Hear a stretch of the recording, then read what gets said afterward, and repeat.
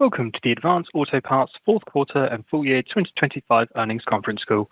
I would now like to turn it over to Lavesh Hemnani, Vice President of Investor Relations. Good morning, and thank you for participating in today's call. I'm joined by Shane O'Kelly, President and Chief Executive Officer, and Ryan Grimsland, Executive Vice President and Chief Financial Officer. During today's call, we will be referencing slides which have been posted to the Investor Relations website. Before we begin, please be advised that management's remarks today will contain forward-looking statements. All statements other than statements of historical fact are forward-looking statements, including, but not limited to, statements regarding initiatives, plans, projections, goals, guidance, and expectations for the future. Actual results could differ materially from those projected or implied by the forward-looking statements. Additional information can be found under forward-looking statements in our earnings release and risk factors in our most recent Form 10-K and subsequent filings made with the SEC. Shane will begin today's call with an update on the business and our strategic priorities. Later, Ryan will discuss results for the fourth quarter and full year 2025 and provide guidance for 2026. Following management's prepared remarks, we will open the line for questions. Now, let me turn the call over to our CEO, Shane O'Kelly. Thank you, Lavesh, and good morning, everyone. I want to begin today's call by thanking our frontline team for all of their hard work in 2025. During the year, we laid the foundation to build a better future for the company and create long-term value for our shareholders. We are undergoing a significant transformation focused on the fundamentals of selling auto parts through initiatives guided by the voice of our customer. These efforts are beginning to improve our competitive position and are translating to stronger financial performance. In 2025, we returned to positive comparable sales growth after 3 consecutive years of negative results. We also expanded adjusted operating income margin by over 200 basis points from near break-even levels, while also navigating a volatile external environment. Our journey has just begun, and the early progress is being recognized by vendor partners, customers, and team members. During 2026, we will continue to execute actions aimed at enhancing parts availability and customer service by building on the foundation established in 2025. We expect these efforts to deliver stronger financial performance in 2026, including an acceleration in comparable sales growth to the 1%-2% range, an expansion in adjusted operating income margin to the 3.8%-4.5% range, and a return to positive free cash flow. We expect to generate approximately $100 million in free cash flow in 2026, while allocating more capital to strategic projects and store investments. The progress made by our team in 2025 has created positive momentum that we are carrying into this year, and I am confident in our ability to succeed in 2026. Before I provide an overview of our strategic priorities for this year, let's recap 2025. We entered the year with a renewed emphasis on the blended box and establishing Advance as a consistent, reliable auto parts provider for both pro and DIY customers. Our team is already driving results through comprehensive actions taken last year. For example, number 1, we rationalized our asset footprint by exiting underperforming locations, including over 500 corporate stores and 200 independents. We achieved this with minimal disruption to our day-to-day operations and saved approximately $70 million in operating costs. Number 2, we expanded our assortment by 100,000 new SKUs. We improved store availability to the high 90% range from the low 90% range at the start of 2025, and we also reduced product costs by more than 70 basis points. Number 3, we increased our average speed of delivery to pro customers by cutting more than 10 minutes in delivery time from an average of over 50 minutes at the start of 2025. Number 4, we moved with speed to substantially complete the consolidation of our distribution center network. We now operate 16 distribution centers in the U.S., compared to nearly 40 DCs at the end of 2023. And number 5, we opened 14 new market hubs and now operate 33 market hub locations.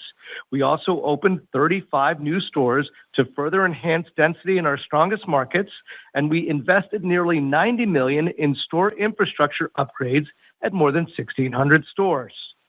Throughout the year, we also navigated a series of external challenges, including a volatile tariff and consumer spending environment. We maintain focus on executing actions to improve availability and service. This enabled us to deliver positive performance in the pro channel, which strengthened throughout the year. We are progressing on our strategic plan with a stronger balance sheet, having proactively accessed the capital markets during 2025. As we move forward, we will continue to prioritize actions within our control to improve operational performance. In recent months, we have also strengthened key leadership positions through internal promotions and the addition of talented external expertise. These include Anthony Sarlanis, former Regional Vice President of our Northeast operations. He was promoted to Senior Vice President of the Pro business. He has been with Advance for over 15 years and brings more than 2 decades of automotive experience to the role. Kunal Das, our former Chief Data Officer, now promoted to Chief Technology Officer. His team has led the development of proprietary AI tools to improve our day-to-day execution. Ron Gilbert. Ron joined Advance in December as Senior Vice President of Supply Chain. He brings more than 20 years of experience in supply chain logistics with a track record of delivering operational efficiencies in complex supply chain systems. And Tony Hurst. Tony joined Advance in January as Senior Vice President of U.S. Stores. He brings more than 25 years of field leadership and store transformation experience across Pro and DIY with a proven record of simplifying work for the front line. The caliber of our leadership team reinforces my confidence in our ability to grow transaction volumes through strong customer service and to deliver greater productivity in our store and distribution center operations. Since late 2023, we have acted decisively to stabilize the business, conduct a comprehensive review of operational productivity, sell non-core assets, and develop a strategic plan. To date, this team has delivered approximately 500 basis points of adjusted operating margin expansion. We continue to believe that our goal of 7% adjusted operating income margin with a mid-40% gross margin are appropriate medium-term targets for the company. As a reminder, about half of our identified margin opportunity is tied to merchandising excellence, with the balance being driven by supply chain and store operations. I am pleased with the progress being made in unlocking this margin opportunity. We concluded 2025 with an adjusted operating income margin of 2.5%, and for 2026, we are targeting an additional 130 to 200 basis points of expansion to the 3.8% to 4.5% range. This guidance includes an approximate 45% gross margin rate, which showcases success against our initiatives on the path to a 7% operating margin target. Our goal is to deliver consistent progress on our plan to narrow our margin gap to the industry. We currently believe that we can deliver at least another 100 basis points of margin expansion in 2027, which would mark the 3rd straight year of 100 basis points or more of expansion. Although this pace would imply an outcome below our previous target of achieving 7% in 2027, it is important to note that this is not the result of any change to the execution of our strategic plan. Rather, we are being prudent about 2 factors as we consider the expected time frame for achieving our goals. First, initiatives across our 3 strategic pillars are progressing at varying rates. We have made strong progress in merchandising and completed the consolidation of distribution centers. We are now in the early stages of implementing supply chain and store labor productivity initiatives. I am excited to welcome new leaders overseeing the implementation of these activities. We expect our investments in 2026 to enable further margin expansion in 2027 and beyond. And second, top-line momentum has lagged original expectations. Our pace of same-store sales growth has been impacted in part by external economic factors that have resulted in a softer consumer spending environment. While we are pleased with the strong positive comps in our pro business, including traction with Main Street Pros, we still have a lot of opportunity ahead as we continue to improve availability and service metrics. I want to reiterate, I am pleased with the progress being made on our strategic plan. I remain confident in the ability of our team to deliver against our operational and financial goals. Our quality of execution is improving, and we expect 2026 to be a pivotal year on the path of long-term value creation. Next, let's turn to an update on our strategic plan. As I've indicated previously, our strategy is unchanged and built on three pillars that are supported by targeted initiatives to deliver long-term profitable growth.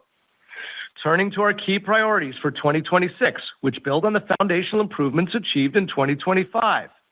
Merchandising excellence is expected to be the largest contributor of margin expansion during the year, and our four merchandising initiatives for the year include: first, in 2025, we began repositioning Advance as a trusted long-term growth partner.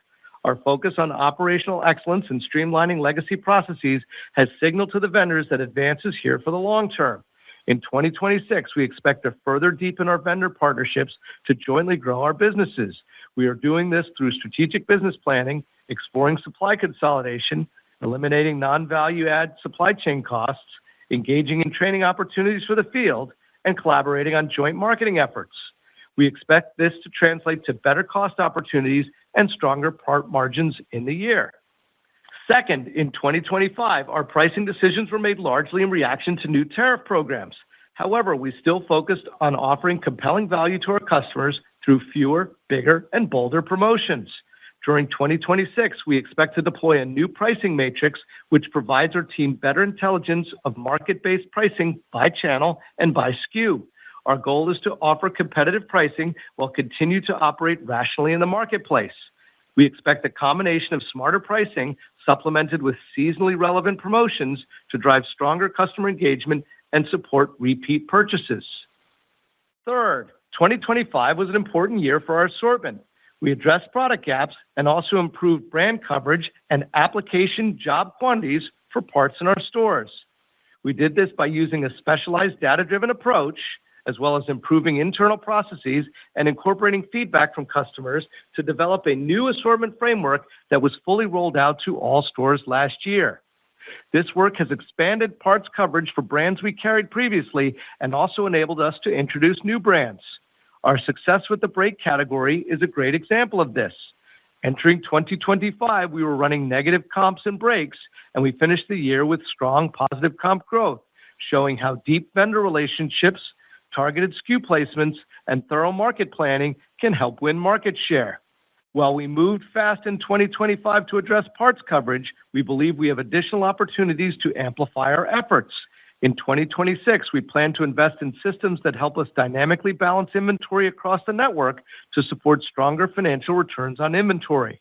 We will also continue to expand the universe of parts carried in our network and optimize the presentation of SKUs in our stores.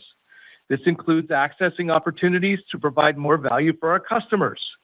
We are excited to launch our new owned oil and fluids brand, Argos. As a 94-year-old company, we are pleased to back our legacy with a new owned brand in a top maintenance category. This brand was born out of extensive research.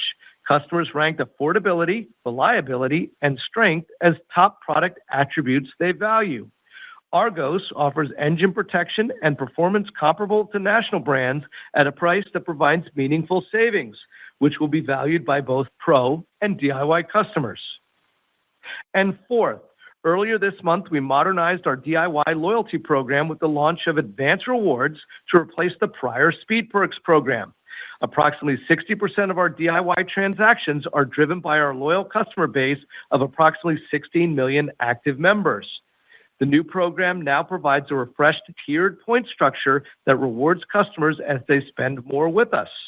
With Advance Rewards, members will be able to experience exclusive vendor offers, bonus points promotions, sweepstakes, and other exciting new features.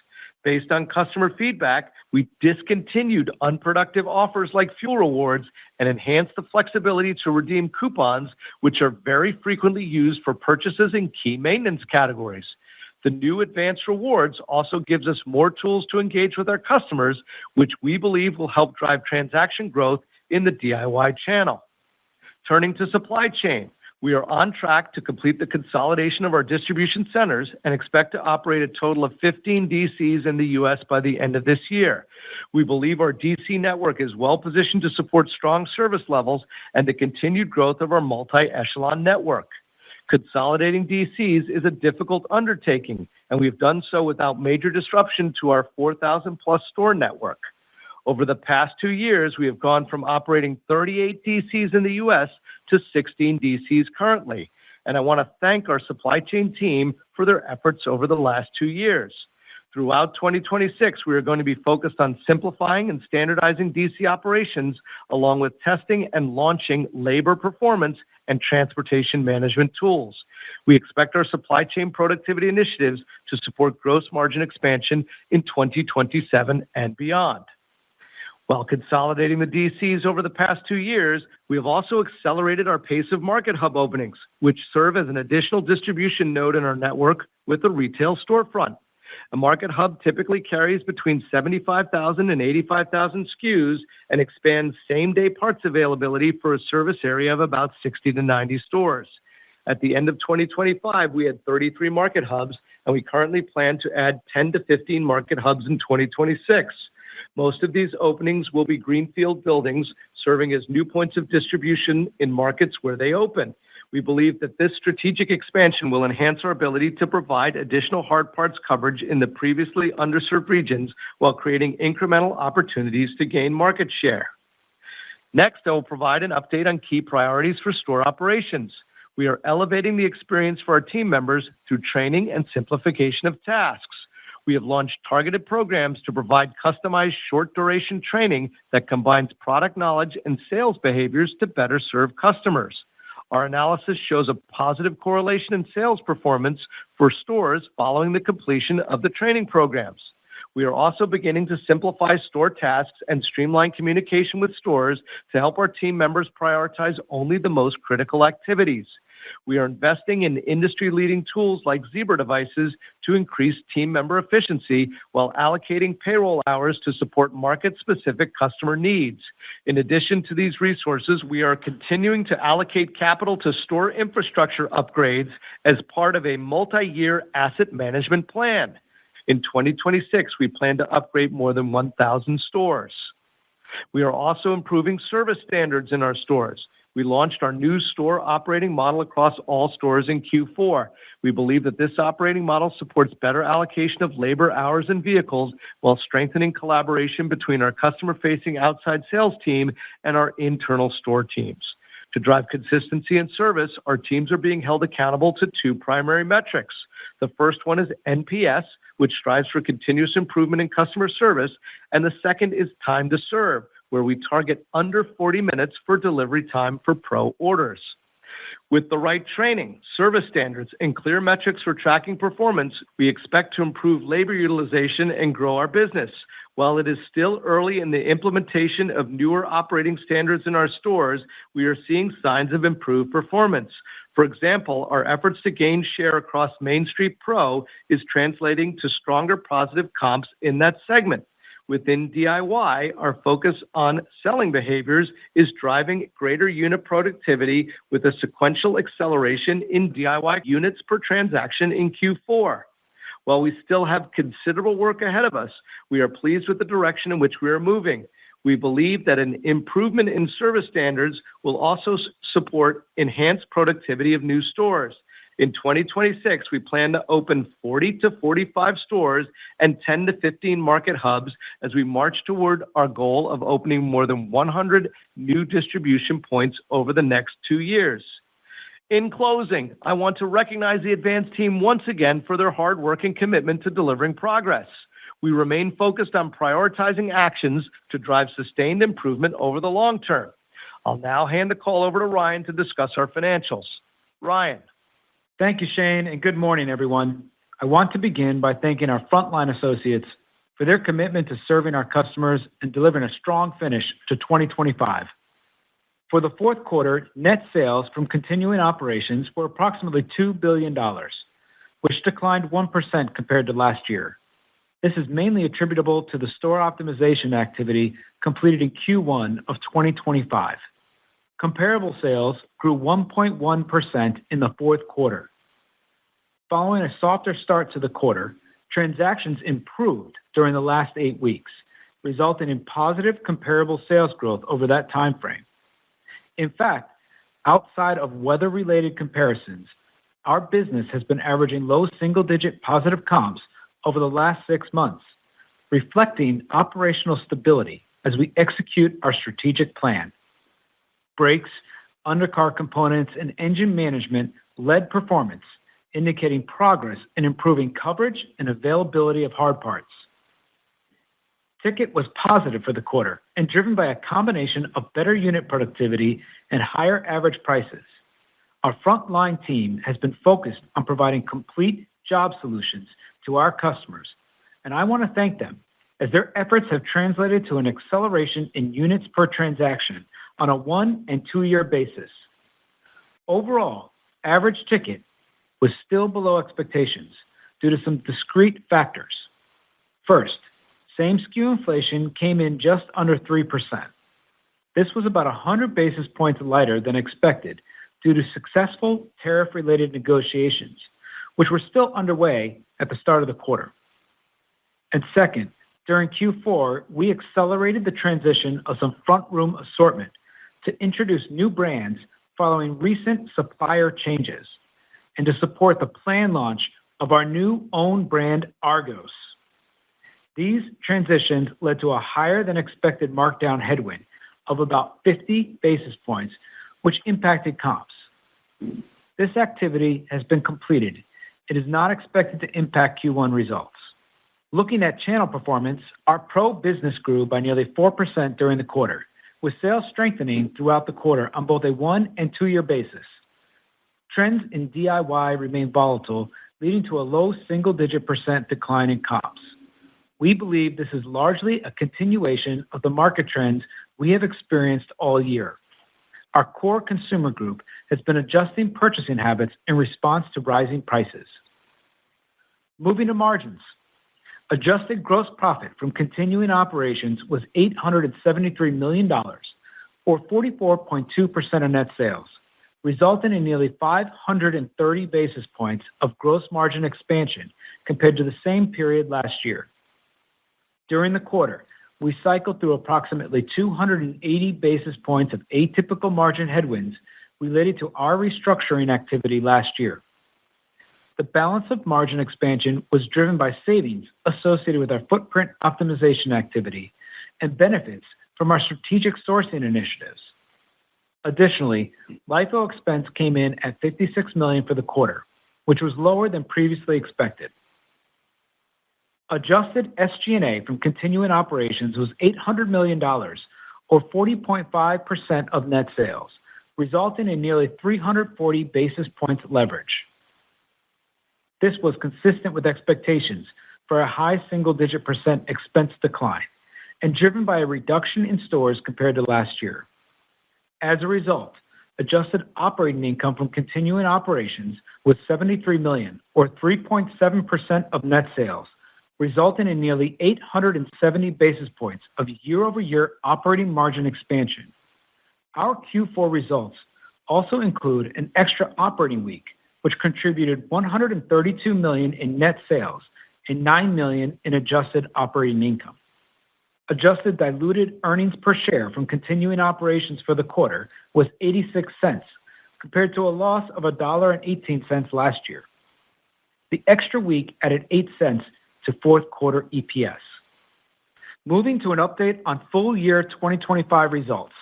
Net sales from continuing operations declined 5% to $8.6 billion, primarily due to store optimization activity that was completed during Q1 2025. Comparable sales grew just under 1% for the year, marking our return to positive comparable sales growth. Both channels improved compared to last year. Our pro business grew in the low single-digit range, while DIY declined in the low single-digit range. Same SKU inflation contributed about 140 basis points to ticket growth for the year. Adjusted gross profit from continuing operations was $3.8 billion, or 43.9% of net sales, resulting in about 165 basis points of gross margin expansion compared to last year. During the year, we cycled through approximately 90 basis points of atypical margin headwinds related to our restructuring activity from last year. Adjusted SG&A from continuing operations was $3.6 billion, or 41.4% of net sales, resulting in about 50 basis points of leverage driven by operating fewer stores compared to last year. As a result, adjusted operating income from continuing operations was $216 million, or 2.5% of net sales, resulting in 210 basis points of year-over-year operating margin expansion. Adjusted diluted earnings per share from continuing operations was $2.26 for the full year 2025, compared with a loss of 29 cents for full year 2024. We ended the year with free cash flow of negative $298 million, which included approximately $140 million in cash expenses associated with our store optimization activity. The remaining outflow of approximately $160 million impacted our ability to generate positive free cash flow. About half of the variance compared to our expectations was related to combination of Q4 business performance, timing of certain cash obligations, and a delay in receipt of tax refunds. The other half was associated with variances relative to our expectations for timing of certain inventory payables that drove approximately $80 million of cash outflow and reduced our payables balance at the end of the year. Separately, we also lowered the usage of our supplier financing program to $2.5 billion from $2.7 billion last quarter. We entered 2026 with a solid balance sheet, including more than $3 billion in cash and $1 billion undrawn revolving facility, which is more than sufficient to support approximately $2.5 billion in supplier financing payables over the long term. Our net debt leverage improved to 2.4 times at the end of the year compared to 2.6 times last quarter and is in line with our targeted range of 2 to 2.5 times. Turning to 2026 guidance, we expect net sales to decline slightly year over year, mainly driven by two non-recurring items from 2025. First, we generated $51 million in liquidation sales in Q1 last year. And second, Q4 included an extra week, which generated $132 million in net sales. In aggregate, both items drive over 200 basis points of headwind to sales growth. Excluding these non-recurring items, we expect underlying net sales to grow in the range of approximately 1 to 2%. This includes comparable sales growth of 1 to 2% and about 10 to 20 basis points of pressure related to sales normalization at independent locations following a reduction in locations last year. We expect positive comp growth in each quarter with a stronger first half owing to easier comparisons. Same SKU inflation is currently planned in the 2 to 3% range for the full year and assumes no change in the current tariff environment. In terms of channel performance, we expect Pro to outperform DIY, with both channels contributing positively to comp growth. This is expected to be driven by gradual improvement in transactions, with initiatives focused on enhancing availability and service levels. We are excited to get back on the path of consistently delivering positive comparable sales growth and expect our strategic plan to ultimately position us to gain market share in the future. Moving to margins, we expect adjusted operating income margin between 3.8% and 4.5% for 2026, resulting in 130 to 200 basis points of year-over-year margin expansion. We are forecasting gross margin expansion in the range of 110 to 150 basis points to approximately 45%. This margin expansion includes about 20 basis points of year-over-year favorability from cycling non-recurring items from 2025. The balance of the expansion is expected to be driven by merchandising initiatives related to strategic vendor sourcing and optimization of pricing and promotions. The benefits from merchandising initiatives will be partially offset by investments to improve productivity in our supply chain operations following completion of the consolidation phase of our DC network. Based on the progress of our initiatives, we expect gross margin rate to build throughout the year, starting with Q1 gross margin in the 44 to 45% range. Regarding SG&A, we expect reported full-year expenses to be down year-over-year, contributing 20 to 50 basis points of leverage.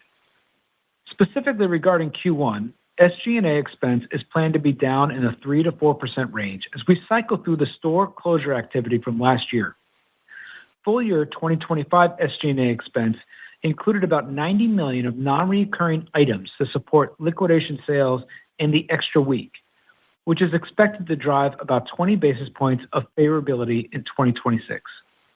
Adjusting for the non-recurring expense, SG&A is planned to be higher year-over-year, with modest leverage driven by positive comp sales growth. We expect to deploy savings generated from better in-store task management, better resource allocation, and a reduction in indirect spending to fund general wage inflation, store opening expenses, and strategic labor investments in priority markets. As Shane indicated, we have completed the rollout of our new store operating model, which has enabled us to position labor and truck resources based on volume. As we move forward, we will continue to look for opportunities to further optimize payroll hours to enable our team members to dedicate more time to customer service by minimizing time spent on tasking. Moving to other items in our guidance, we expect adjusted diluted EPS in the range of $2.40 to $3.10. Pre-tax interest expense for full year 2026 is planned at approximately $210 million, which is expected to be partially offset by interest income of approximately $80 million. We expect to increase capital expenditures in 2026 to approximately $300 million, with spending allocated to new stores and greenfield market hub growth, store infrastructure upgrades, and strategic investments. Finally, with respect to cash flow, we expect to generate approximately $100 million in free cash flow for the year, supported by stronger comp sales and profitability.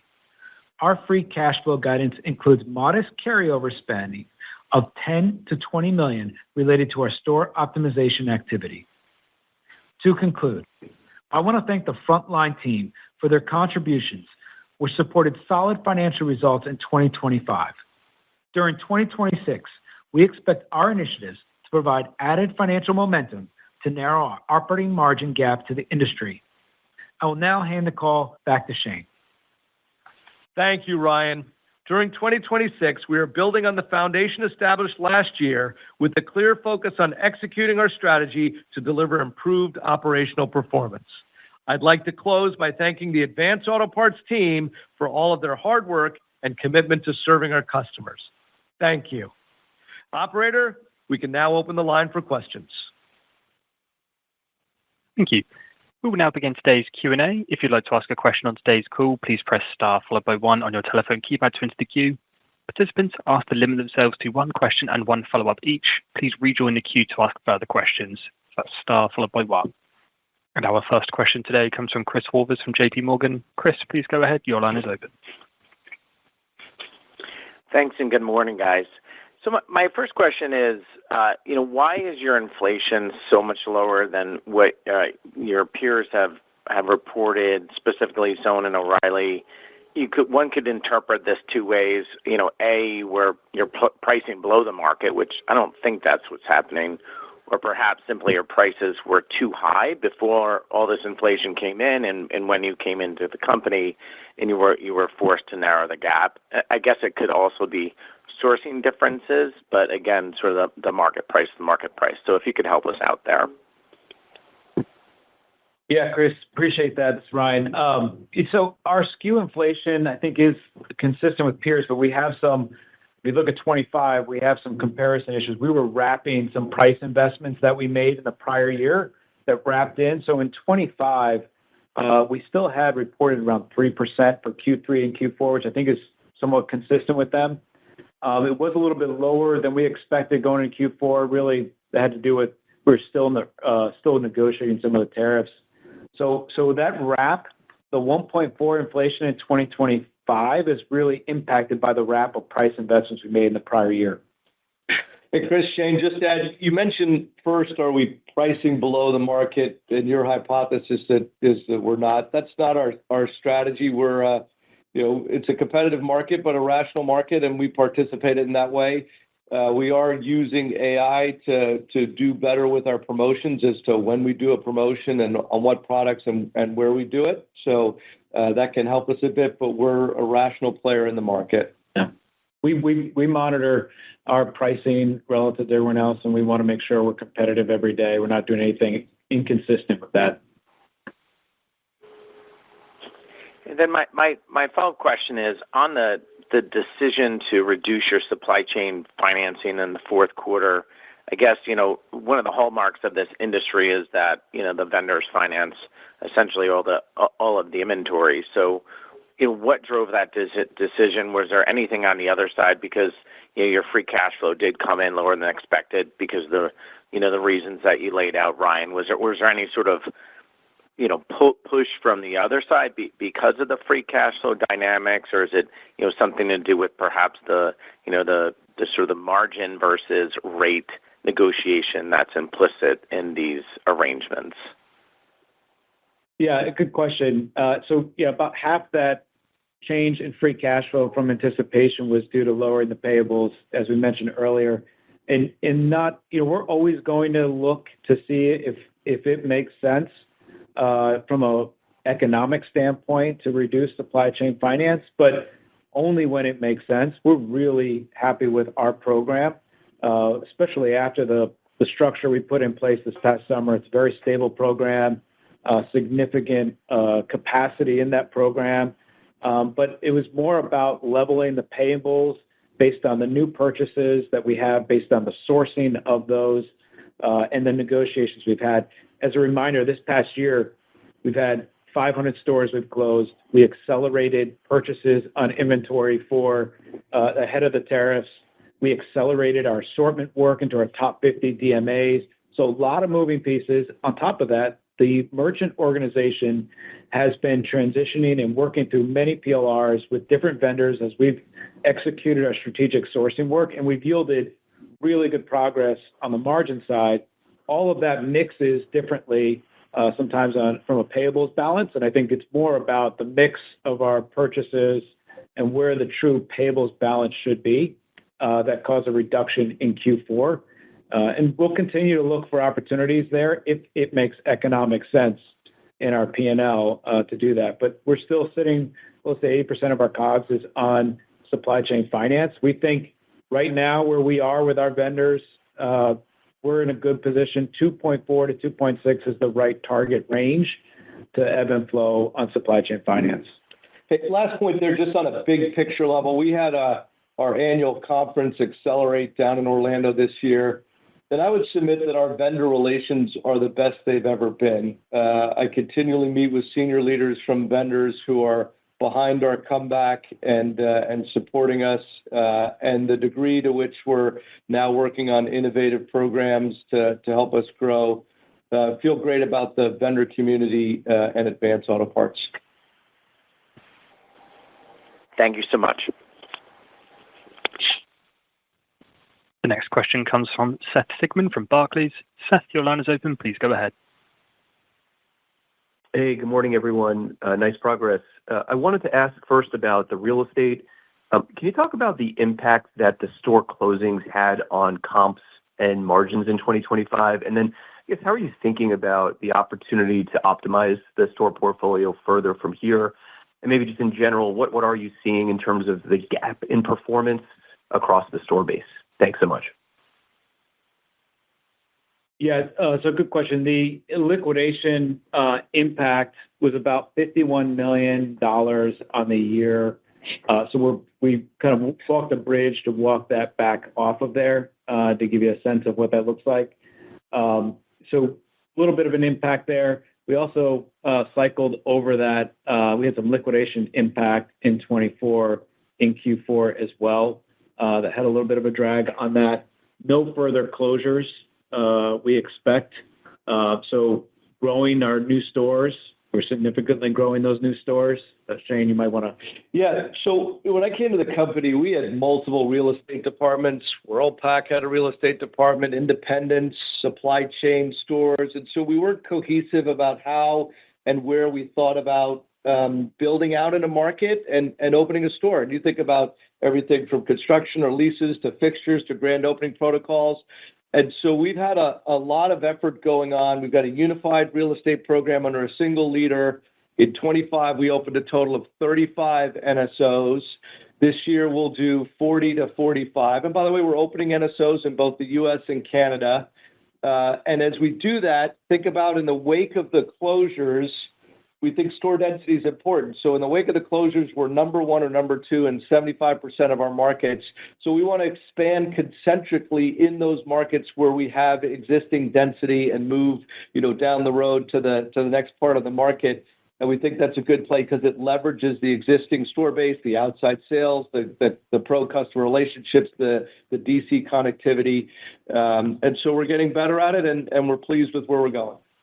And Seth, just to make sure we clarify, the closing stores were not in our comp numbers that we reported out. They are in our year over year. So that's why just giving you the dollar impact versus a comp impact. Was there a meaningful impact to the rest of the store base from closing those stores in terms of sales transfer? Yeah, pro comps did benefit, but still positive even after the benefit. So we did have transfer sales from the pro business that transferred to the new stores, actually outperformed our original expectations going into that work. But still, pro was positive even if you back that out.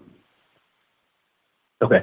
And my other follow-up was just thinking about the 7% margin target. The prior guidance was for a lot of the margin progression to be back-end weighted, and the annual gains would ramp really in the out years.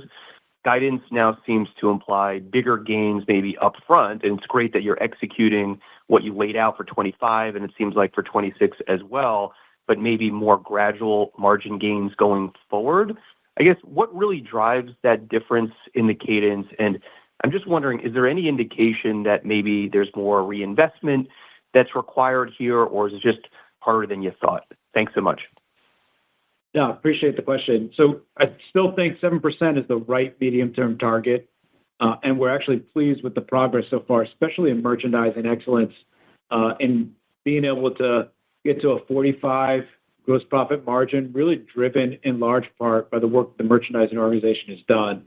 And as a reminder, we talked about 500 basis points that we're going after here, and about half of that was merchandising excellence. And that work started in earnest underway this past year. There was two other pieces, and when we talked about it kind of being back-end weighted a little bit there, was in supply chain was the biggest one, back-end weighted, and that's because we had to get through the consolidation work. So we're working on getting the consolidation of supply chain down. We're now down to 16 DCs. We expect to be 15 by the end of next year. And once we get them consolidated, then we start working on the productivity within those boxes. And Ron on board is diving in. And so that takes a little bit of time to work through. And then the store operations pillar, those are the primary, right now, 26 is a primary investment year for both of those, supply chain and store operations, to then yield the benefit that will come out of it. Yeah, just touching on the pillars, as Ryan mentioned, pleased with the progress. We're controlling what we can control and moving forward on all three of those areas, merchandising, supply chain, and store operations. A lot of great stuff coming on the store side as it relates to labor productivity, task simplification.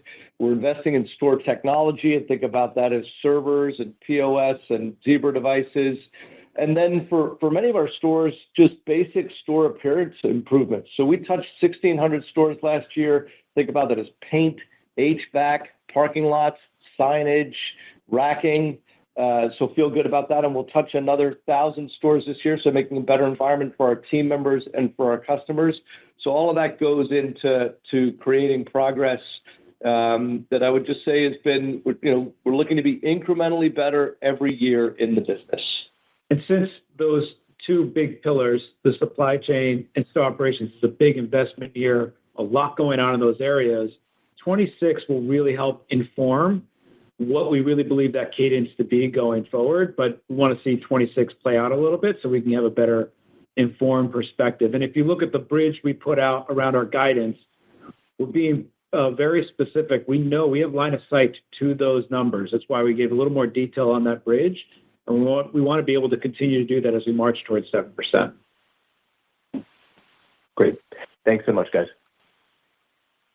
Thank you. The next question comes from Simeon Gutman from Morgan Stanley. Simeon, your line is open. Please go ahead. Hey, Hey, good morning, guys, and nice job on the margin gain so far. First question's on margin.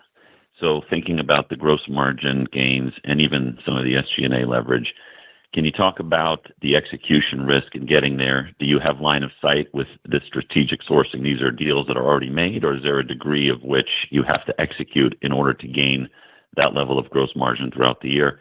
Same question with SG&A. How do you both achieve this better service and availability with SG&A up so modestly for 26? Yeah, Simeon, great. I'll start and let Shane chime in. On the merch side, we've got really good line of sight. We've made a lot of great progress this year. Some of that benefit is wrapping into next year. There's still some work to be done, but our merchandising organization, led by Bruce Starnes, has just done a phenomenal job this year executing against that. It's meeting expectations we had. So some of it is already baked going into the year. Some of it is still work to be done. In fact, some of those conversations we're already starting to work on 2027. So the execution's been solid, and we like seeing what's going on there. As far as the other two pillars we talked about, that's work that's being done this year. Progress on the consolidation and supply chain has been great. And reason I bring up supply chain is that's going to have a COGS benefit as well long term as we get more productive in that space. Anything you add? Yeah, I would just say it's a mix. There are vendor contracts that we've signed that will create benefits. So that's not just line of sight, but we think we can tuck that in the run rate. But then we have discussions with the vendor where we haven't signed it, but feel good about it. I would highlight Smriti's assortment work where, last year we improved backroom availability, and we made sure we had left and rights that were matching brands, and we had full kits for different products. She's going to continue doing that. We're doing a better job as it relates to planograms and price changes. So there are certainly things that we have that we feel we can count on as it relates to going forward, but there are also things that we still have to achieve, but we have a plan against how we're going to go about it. And I'll just touch on it. You heard it from Ryan. We feel good about the leaders who sit in the seats. And from my perspective, we are done making changes on the core leadership team. And if you look at the executives that we now have in place, you'll see a mix. You see some internal promotions, you see some external hires, but they're each focused on those fundamentals in their particular area. And that gives me confidence around where we're going on your line of sight question. And Simeon, just to talk about the SG&A question. So a lot of the SG&A reduction, one has come from the rationalization of our store footprint in DCs, but also indirect spend. We went through an initiative and really worked through indirect spend. So, an example would be we're able to mitigate, not all, but a good portion of inflation seen in our general liabilities, our health insurance, and also getting more productive in the spend.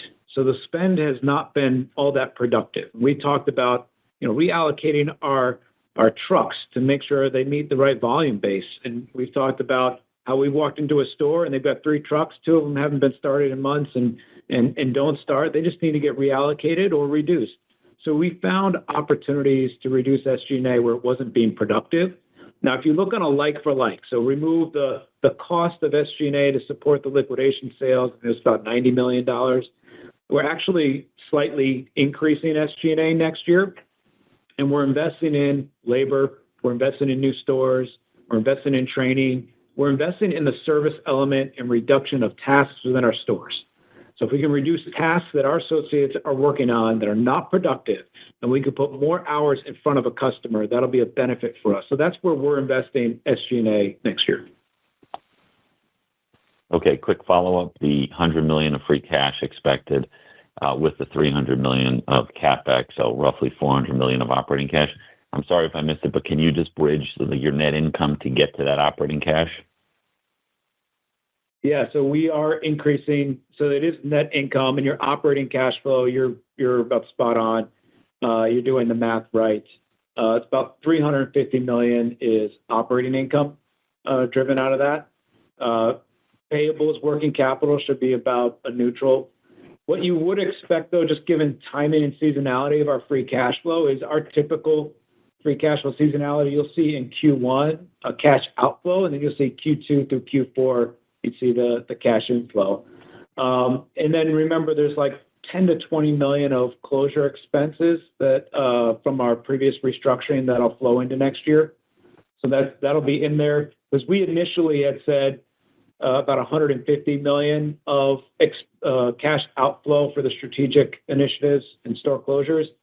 About 10 to 20 is shifting over. So we realized about 140 this past year. So you see about 10 to 20 shift into. That's really related to the leases and getting out of the old stores. But you should expect less volatility than we saw this past year. Thanks, Jimmy. Thanks. Good luck. The next question comes from Scott Ciccarelli from Truist. Scott, please go ahead. Your line is open.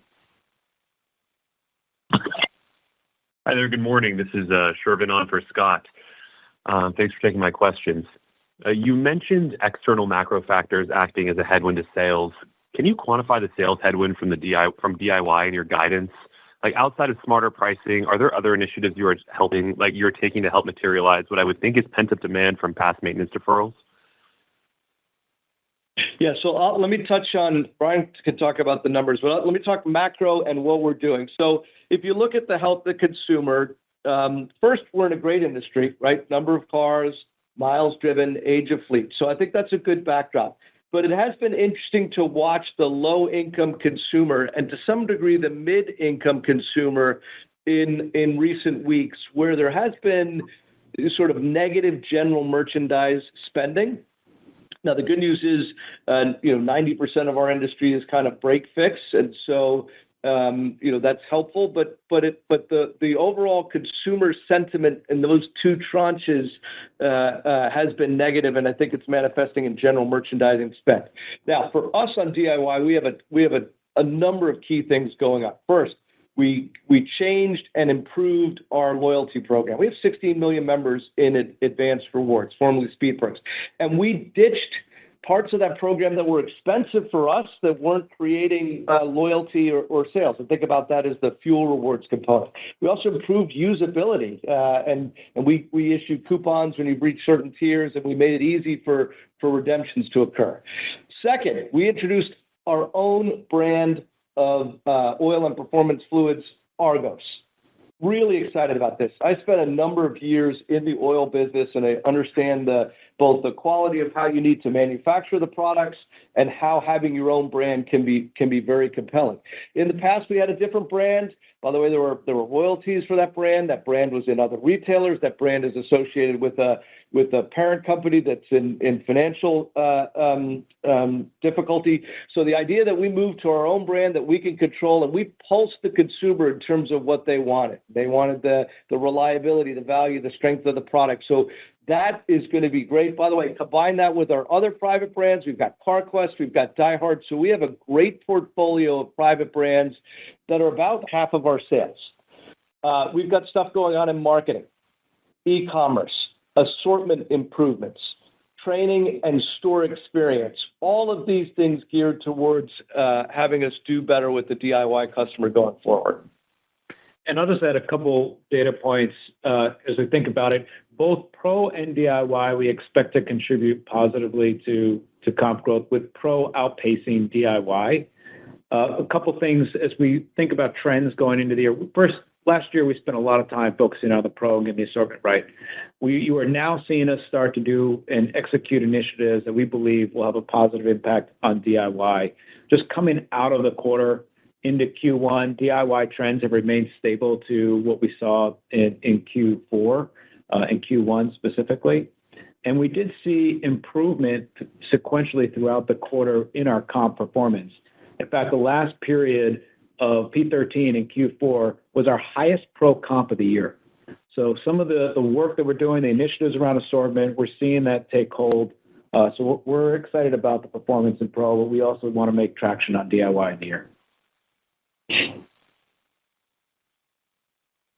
That's all helpful. Thanks. And really quickly, you also mentioned on the call, you could see another 100 basis points of operating income expansion in 27. Just curious what comp assumption that's on. Just trying to better understand the sales and earnings leverage relationship. Yeah, not necessarily giving guidance on the comp percent for that, but I would expect low single digits that we've given in the past. All right. Thank you so much. Thank you. The next question comes from Brett Jordan at Jefferies. Brett, please go ahead. Your line is open. Hey, good morning, guys.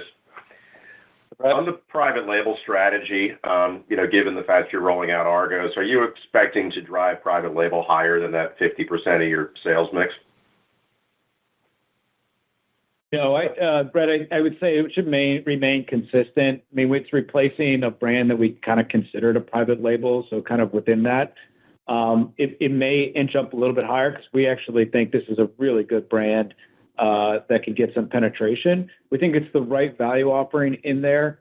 I think we'll be more competitive in that space. So, maybe some minor movement, but we don't have any plans necessarily to significantly increase private penetration.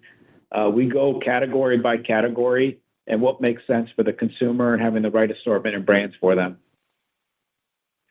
Great. And then on market hubs, could you remind us how many of your hubs that you have today were converted Carquest DCs versus Greenfield, and maybe what the pipeline of Greenfield looks like? I think you said you're going to add 10, but maybe give us some sort of feeling as far as timing and, what these things look like physically. Yeah, Brett, more than 20 of our market hubs are conversions. So a good portion of them. We just started opening up our first Greenfields this year. Really excited about the Greenfields. Going forward, the majority of those market hubs will be Greenfield locations.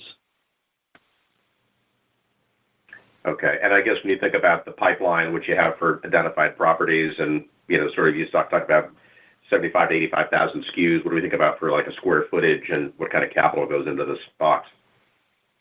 Yeah, the market hubs on average are roughly $2 million, but that does vary depending on whether that's like a build or a lease or takeover. So it varies. But right now they average about $2 million for a market hub from a CapEx expense standpoint. Great. Thank you. Yep. Thanks, Brent. The next question comes from Kate McShane at Goldman Sachs. Kate, please go ahead. Your line is open. Hey, good morning. This is Mark Jordan on for Kate McShane. Thank you for taking our questions. As we think about the comp guidance of 1% to 2% for the year, can you break down how you think about ticket and transactions? Because I think if we look at the expectations for same SKU inflation to be 2% to 3%, I think that suggests either other impacts to ticket or some transaction pressure in the year. Yeah, I mean, for the most part, the DIY transactions we'd expect to be pressured and continued. Obviously, there's inflation embedded in this. So we talked about inflation. So there is a negative DIY transaction, not inconsistent with what we've seen in 2025. But we'd like to see and continue to drive positive transactions. We want to drive transaction growth in the pro as well. But I would expect that this is a slightly low single-digit transaction and inflation driving it positive. But really, the pressure's on the DIY side there. Nothing significantly different from the trends that we see today. Okay, perfect. And then as we think about the cadence throughout the year, obviously, first half is stronger due to the inflation benefits. But, how should we think about maybe some tailwinds from the recent weather events? Are you seeing anything quarter to date on transactions that maybe looks encouraging? So, I mean, the weather is an interesting. We are seeing weather categories positive, but then also there's the offset of those categories that are impacted negatively by weather. So it's been fairly neutral so far. Our current trends within the quarter are within our guidance. So we are seeing some good performance there. Like failure items like batteries, those are doing well, but maintenance items in cooler weathers, that has an impact. We do expect trends to improve as weather kind of normalizes. The Northeast, Mid-Atlantic, those have been impacted by the storms. I'd say prior to Storm Fern, if you guys remember Storm Fern, big deal, we did have an initial build above sales, but post the storm, a portion of our stores were closed. So there's that mix. So you got to get past the store closures and you see some of the weather rebound. But right now we're tracking in line with our guidance range. Great. Thank you very much. Our final question today will come from Zach Fadem at Wells Fargo. Zach, please go ahead. Your line is open. Hey, good morning, and thanks for fitting me in. I want to make sure I understand your vendor finance commentary. As it sounds like you're taking suppliers off the program and generating better gross margins from those vendors, but that also translates to weaker free cash flow due to the impact of payables. So first of all, is that right? And is that the game plan going forward from here? Yeah, no impact to gross margin just yet. We don't have a specific target or game plan to go do that. We like our supply chain finance program. Our vendors like it. It's very stable after what we've done this past year with the new structure. This is more of, it is a lever and an option that we could pull as we're talking to vendors, and we evaluate that, but we would evaluate any other negotiation. The supply chain finance program is stable. It's in place. We like it, but there's no concerted effort that says we are going to reduce it any further. The vendors like that program. If they do come off the program, we would fully expect a positive improvement to our cost of goods, all right? Because they're paying to be on the program, we would want a positive impact for us. That's an investment of working capital, and so we do the math, and we want to make sure it makes economic sense to our P&L. If we do move them off that program at a greater rate, it would be, we would expect a P&L positive impact from it. But right now, we think it's stable, and the program at 2.5, so anywhere between 2.4 and 2.6, based on payables throughout the year, is where we expect it to be. There's nothing in the works right now that would indicate a difference in approach. Got it. And then a couple clarifications or housekeeping items. First of all, any expectation for LIFO capitalized inventory costs in Q1 and 26? Same thing with restructuring costs in Q1 or 26. And it also sounds like pro comps benefited in 25 from store closures. Any quantification there as we think about 26? Yeah, so I'll hit the first one on LIFO. On LIFO, in 25, we had about 40 basis points of headwind. In 26, in our guidance, so it's in our guidance, we expect about 50 basis points of headwind. And in Q1 specifically, we're expecting about $30 million of headwind related to LIFO. Now, the warehouse capitalization cost in there, we expect to be flat because we expect inventory to be roughly flat year over year, so don't expect an impact from that. But LIFO expense for 26, which is in our guidance, about 50 basis points of headwind that we'll see. On the other one, we haven't quantified externally what it is. What I'd just say is that we did get pro transfer sales in our comps this past year. Pro would still have been positive net of that transfer sales. So we like how the team executed moving those accounts to the new sister stores. They did a great job in maintaining the service levels with those pro customers and actually over-delivered our expectation on it. And they're servicing those pros really strongly. I think the initiatives we have, the new assortment, the service level improvement, really helps drive our pro comps even above that. And we like how that's positioning us going into the year. Thanks, Ryan. Appreciate the time. Yeah, absolutely. This concludes today's Q&A session, so I'll hand the call back to CEO Shane O'Kelly for any closing comments. Thank you, everybody, for participating in today's call. More importantly, thank you to all of the Advance Auto Parts team members. It's their hard work that we rely on to deliver the results. We appreciate everything that they do. We look forward to sharing our Q1 results in May, and stay tuned for those when they come. Thanks, everybody. Take care. Bye-bye. This concludes today's call. Thank you very much for your attendance. You may now disconnect your lines.